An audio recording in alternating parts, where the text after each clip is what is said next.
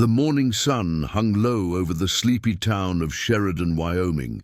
At the local airfield, people had gathered for what was meant to be a grand event, the revival of a World War II-era DC-3 aircraft, lovingly restored by a group of retired pilots and engineers for a charity flyover. The plane was a beauty, silver-bodied, twin-prop, with history etched in every dent and rivet. But today, it refused to fly. For hours, the group of professionals worked in frustration. The engines cranked, coughed, sputtered, then fell silent, again and again. The crowd began to grow restless. Mothers shifted on their feet. Children who had been excited to see the old warplane in the sky now kicked rocks and asked to go home. Veterans in folding chairs stared with quiet disappointment. Captain Alan Reynolds, a grey-haired pilot with more than 15,000 hours of flight time, stepped back from the cockpit, wiping sweat and grease from his forehead. He looked over at his crew and sighed deeply. "We've tried everything," he muttered. "Fuel lines are clean, spark plugs replaced, compression's good, it just won't catch." One of the engineers, a heavy-set man with oil on his overalls, shrugged. "Maybe she just doesn't want to fly anymore, Cap." "That's not how machines work," Reynolds replied, but even his tone lacked conviction. A light drizzle had started, speckling the dry runway. The airfield radio buzzed in the background with irrelevant chatter. It was starting to feel like the event would be a bust. In the crowd, unnoticed by most, stood a skinny teenage boy wearing jeans 2 sizes too big and a faded bomber jacket. His name was Tyler Reed, 17 years old, high school senior, and an outsider to nearly everyone present. He stood quietly beside the chain-link fence, clutching a beat-up leather-bound notebook filled with engine diagrams, technical notes, and greasy fingerprints. Unlike most kids his age, Tyler didn't care much about sports or video games. He cared about machines, engines, history. He'd grown up in his grandfather's garage, surrounded by parts of forgotten vehicles and stories of warplanes and military mechanics. His grandfather had been a WWII aircraft mechanic who believed machines were alive in their own way, that they spoke if you were willing to listen. Tyler had listened. For the past hour, he'd watched the professionals try and fail to start the DC-3. Each time they engaged the starter, Tyler winced at the way the engine backfired. The sound wasn't right. It wasn't just a lack of fuel or a bad spark plug. It was something deeper, something rhythmic, something mechanical. He flipped open his notebook and studied a hand-drawn diagram of the DC-3's radial engine. He traced the magneto connection lines with his finger. Then it hit him. The timing. The magneto timing had to be off. That's why it was cranking, but not firing properly. His heart pounded. Could he actually say something? He looked at the crowd, the professionals, the pilots in their flight jackets. Who would listen to a teenager with a notebook? But then he remembered his grandfather's words. Knowledge is only useless if you're too scared to share it. Tyler took a breath and walked toward the group. The conversation around the plane had turned grim. "We could tow it back into the hangar," one of the men suggested. "Yeah, maybe we cancel the flyover, do a photo exhibit instead." Just then, Tyler cleared his throat. "Excuse me." They all turned, a few eyebrows raised. One of the mechanics gave a half laugh. "You lost, kid?" Tyler steadied himself. "I think I know why it won't start." A pause, then chuckles. Captain Reynolds gave a polite, tired smile. "Do you now?" Tyler nodded and held up his notebook. "I've been listening to how the engine cranks. It's not just sputtering, it's misfiring. It's not getting spark at the right time. I think the magneto timing is off." A younger pilot scoffed. "You saying we don't know how to check magneto timing?" "No, sir," Tyler said respectfully. I'm just saying maybe it slipped when the distributor cap was replaced, or maybe it was time for a cold engine and the adjustments shifted after it warmed up. Captain Reynolds raised an eyebrow. The kid had a point, a technical one, not just a guess. He glanced at the notebook, which showed a sketch of the same engine they'd spent weeks rebuilding. "You ever work on one of these?" Reynolds asked. "No, sir. But I rebuilt a 1946 Continental A65 engine last year, and I've studied the Wright R1830.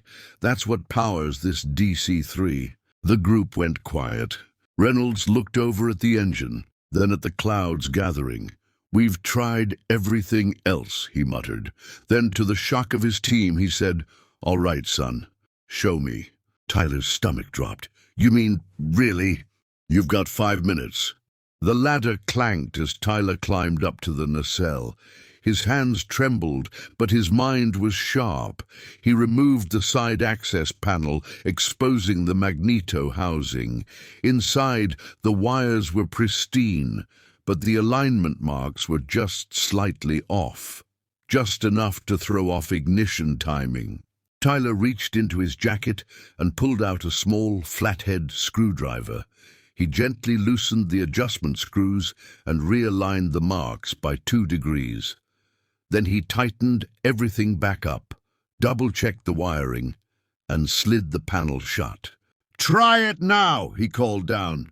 Reynolds climbed back into the cockpit, flipped the master switch, and gave the starter a turn. The crowd held its breath. Chug, chug, sputter. Roar! The engine caught, not with a cough, but with a clean, throaty growl that echoed through the valley. The second engine was engaged, both props now spun in harmony, the old bird rumbling with life. A cheer broke out from the crowd. Veterans stood and saluted. Children pointed with wide eyes. The crew stared in disbelief. Reynolds jumped out of the cockpit and looked up at Tyler, who was still standing by the nacelle, eyes wide. "You just woke up a ghost, kid."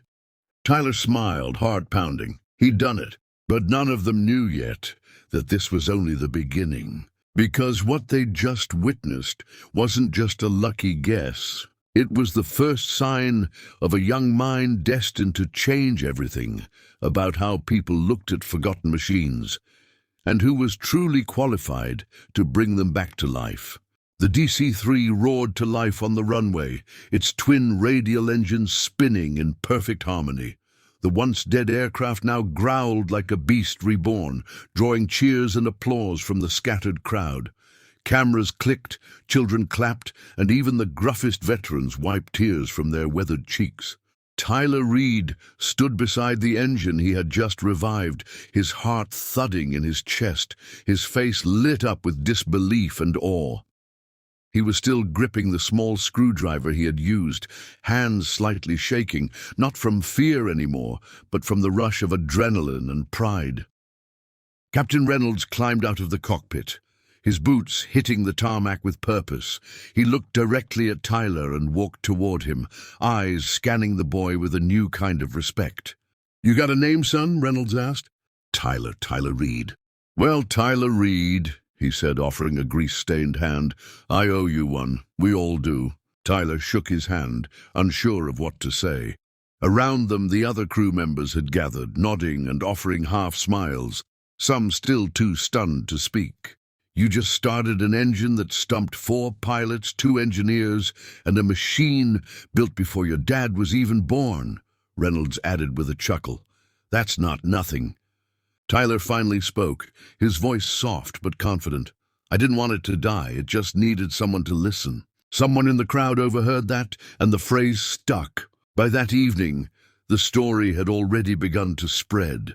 One of the local news reporters at the event had filmed the entire moment on her phone and uploaded it with the title, "Teenager Saves Historic Aircraft After Pilots Fail." Within 24 hours, the video hit 3 million views. People around the country were sharing the story of the shy teen with the old notebook who had brought a dead warbird back to life when no one else could. Aviation forums lit up. News stations called the local airport asking for interviews. Tyler's high school principal even called him into the office, not for trouble, but to say there were now colleges asking for his transcripts. Tyler, however, stayed humble. He didn't want to be famous, he just wanted to fix things. A week later, Captain Reynolds called. "You busy Saturday?" he asked. "Not really," Tyler replied. "How do you feel about joining us for the flyover?" Tyler's breath caught. "Like, in the plane?" "You earned your seat, kid." Tyler had never been in a plane before, let alone a 1940s military aircraft flying in formation with two others across Wyoming skies. The day of the flyover was perfect. Clear skies, no wind. Thousands of people lined the streets below to watch the tribute flight honoring veterans. Tyler wore his grandfather's old leather flight jacket, patched and faded, but filled with meaning. He sat just behind Captain Reynolds in the cockpit, headphones on, heart racing as they took off.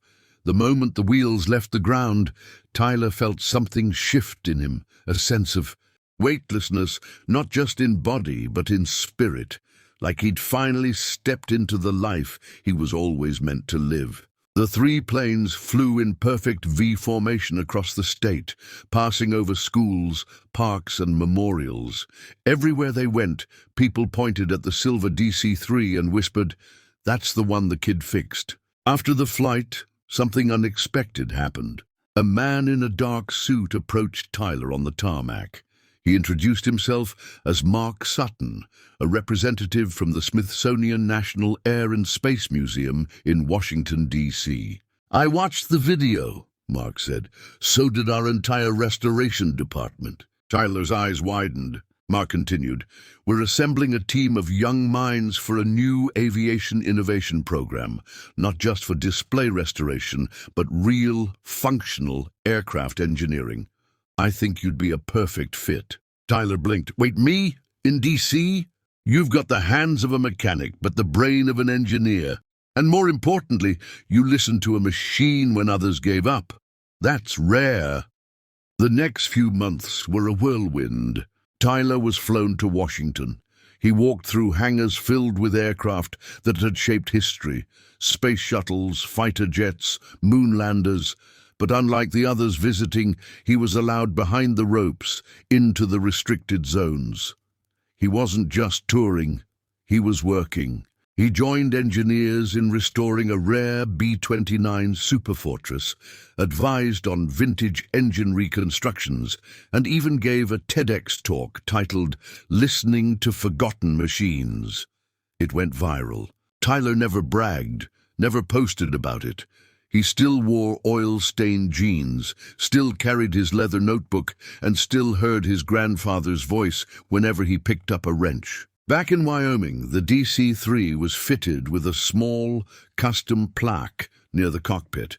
It read, "Brought back to life, July 19th, 2025. Not by experience, but by heart. Tyler Reed, age 17. Visitors from around the country came to see the plane. Teachers used Tyler's story in their classrooms. Kids brought notebooks to air shows. One girl even wrote him a letter saying, "You made me believe I could fix things too." One cold autumn evening, Tyler visited his grandfather's grave for the first time since everything happened. He brought a flower and a folded copy of an aviation magazine that had just featured him on the cover. He knelt beside the stone and smiled. "I did it, Grandpa. I listened." The wind blew gently, rustling the trees around him. Somewhere in the distance, the rumble of an engine echoed, not from the sky, but from the heart. Final words for narration. Sometimes the greatest experts don't come with titles or degrees. Sometimes they come with a notebook, a quiet voice, and the courage to step forward when everyone else walks away. Tyler Reed didn't just start an engine. He started a legacy.